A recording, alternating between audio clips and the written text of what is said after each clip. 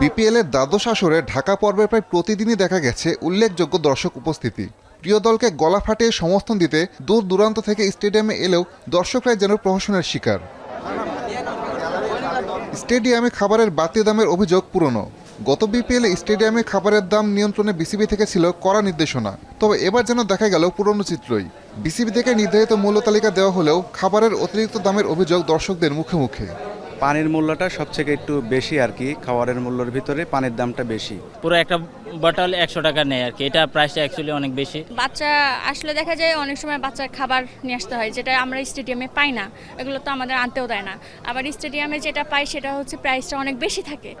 10 টাকায় এক গ্লাস পানি কিনে কেন খেতে হবে? 40 টাকার বোতল 80 টাকার বোতল 50 টাকা। 1 লিটার পানি আমাদের কেন 100 টাকাতে কিনে খেতে হবে? স্টেডিয়ামের ভিতরে একটু দাম বেশি থাকবে, কিন্তু অতিরিক্ত দাম নিচ্ছে, এটার জন্য খুবই 10 টাকার জিনিস 20 টাকা নিতেছে। একটা চিপ, এক প্যাকেট চিপ সাধারণত 10 টাকা, ওটা স্টেডিয়াম হিসেবে 15 টাকা নেই, কিন্তু নিতেছে 20 টাকা ভাই।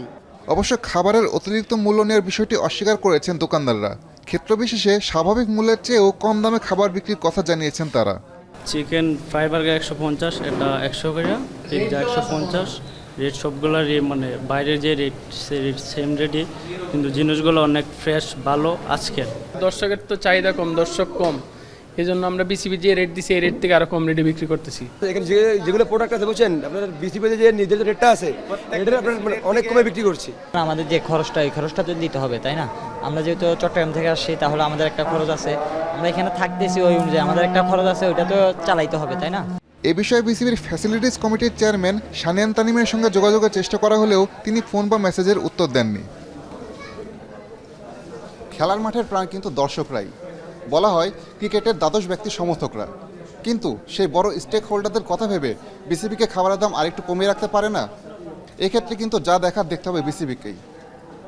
মিরপুর থেকে আসাদুজ্জামান লিটন, এখন।